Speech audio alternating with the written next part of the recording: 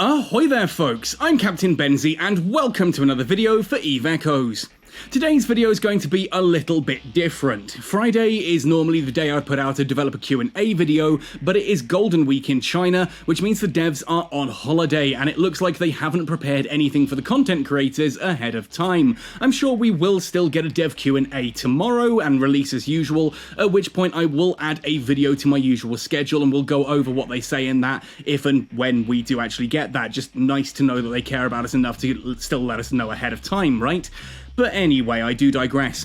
Today's video is going to be a little bit unusual. I'm going to be looking at the Stabber 2, but this is not a fitting guide. Quite the opposite, in fact. This is a talk about, like, how the Stabber 2 is pretty much iconic in regards to Eve Echoes' just bad design, and how the devs don't really show that they know what they're doing. If they know what they're doing, they don't show it particularly well, and this ship is very much emblematic of that.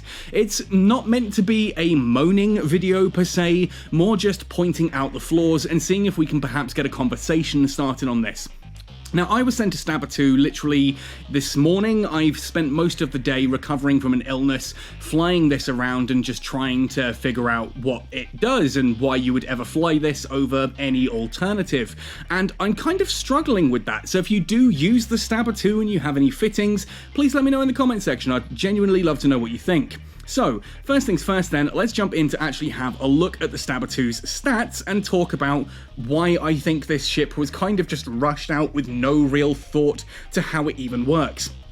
So, first of all, the Stabber 2. We've got 5 high slots, 3 mids, 5 lows, and 3 of each of the rig types. That's standard for a cruiser of this size. It also puts it on par with the Cinnable.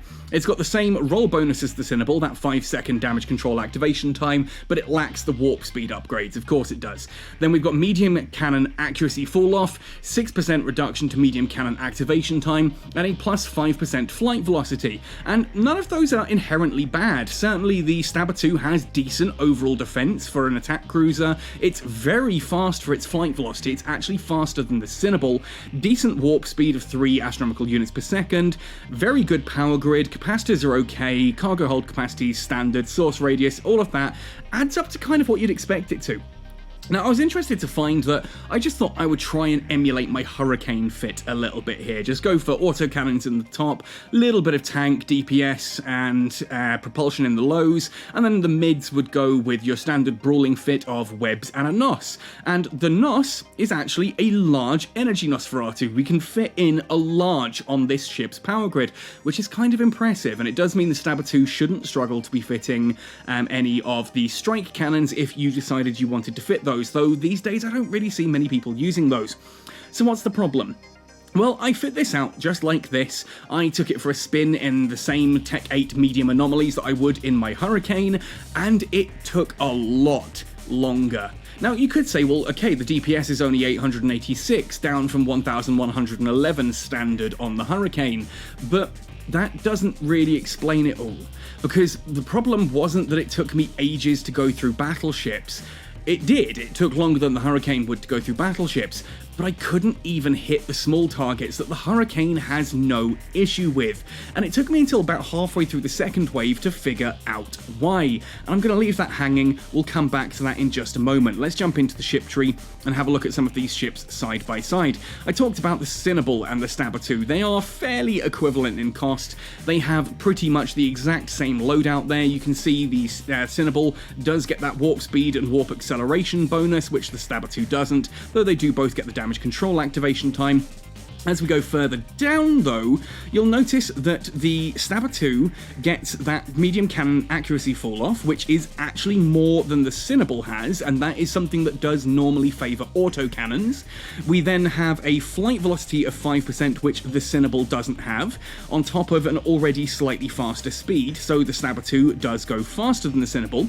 Then the Cinnable has both medium cannon damage and activation time, and whilst the Stabber 2 has a bigger activation time reduction, it doesn't have that damage amplification as well. So whereas the Cinnable attacks the DPS equation from both sides, the Stabber only goes at it from activation time.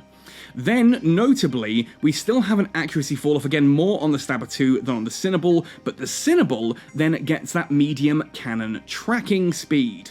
That is the key difference between the Cinnable and the Stabber 2. The Stabber 2 couldn't hit a destroyer in the anomalies I was doing. It was generally struggling to hit a destroyer when I had an afterburner on. A double-webbed destroyer with an afterburner on couldn't hit it. I had to turn the afterburner off and actually manually adjust my speed down to 80% before I was getting proper hits on it.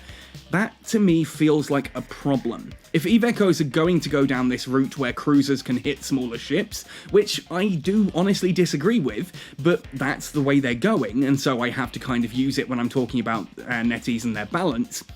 If that's the design intent, the Stabber 2 absolutely fails. Why? Because it goes too fast for its own good. You have to turn the afterburner off if you want to hit anything. And that just feels like a really bad design decision. And it did get me thinking. I was like, well, okay, the Stabber 2's struggling to hit, but how come the Hurricane's absolutely fine? Does the Hurricane have any bonuses to its tracking? No. No, it actually doesn't. It doesn't have any bonuses at all. It even gets a flight velocity bonus, just like the Stabber 2. The difference is the base flight velocity of 203 down from 294. Basically, 203 meters per second, plus the 25% flight velocity for the bonuses that I have on the Hurricane, plus an afterburner is still slow enough for my own tracking to make, to counter. Whereas the Stabber 2, at 294 meters per second, with an afterburner, plus 25% for that advanced cruiser command skill, is too much for its own tracking. Now, am I missing something here? Honestly, that's a question that I'm kind of why I wanted to do this video. Am I missing something here? Or is the Stabber 2 just really poorly designed? Rather than using a medium NOS, large NOS, I need to go down to a medium and fit some tracking computers on this? That seems to be the case, and that just feels bad. I don't know. To me, this just really feels like the Stabber 2 was supposed to be a Cinnable. It's a fast-moving cruiser. It has plenty of disadvantages compared to the cruiser outside of those abilities. Look at the overall defense of the Cinnable compared to the Stabber 2.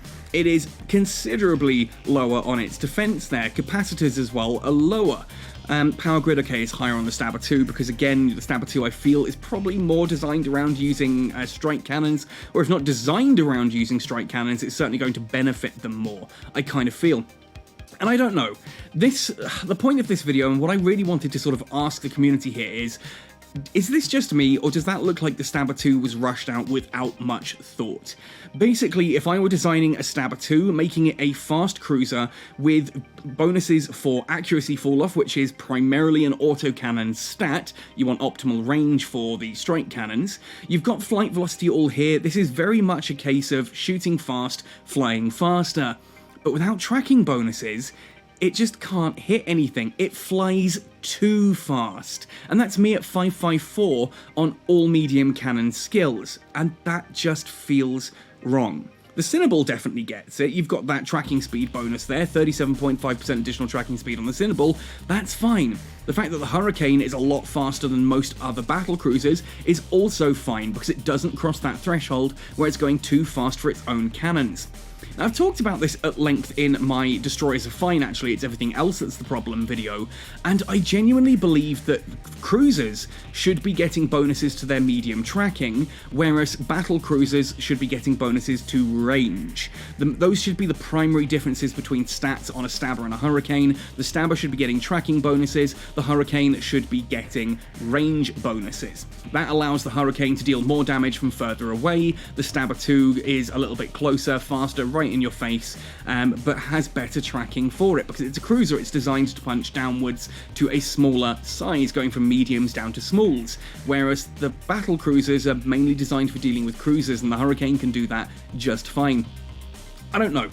Maybe I'm making too much of this, maybe I'm looking into this entirely too much, but when I kind of have a look at some of the other options around, like if you're comparing, say, the Caracal 2 to some of its other alternatives there as well, this one seems to be a lot better done.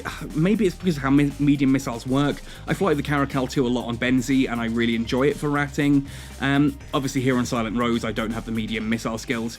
The Vexor 2 certainly falls into this as well. It's a really weird ship that I'm trying to figure out at the moment, but if we go down to the Amar ship tree and we look at the Omen 2, We've got capacitor need, activation time, inertia modifier, same issue here. I haven't flown this one enough to really give it a try. I want to pick one up because I fly a Harbinger quite a lot here as well.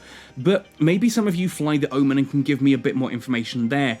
Does this have that same problem where it just kind of moves too fast for its own good?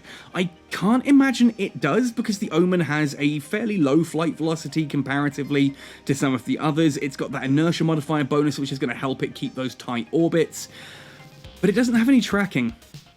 And it was just the Stabber 2 really struck me as unusual on this. It's such a cool ship. I love the Stabber hull to pieces. It's such a cool looking ship. And I wasn't really, when I looked at this compared to the Cinnable, I thought, well, it doesn't have the tracking, but is that going to be much of a problem? And it really is.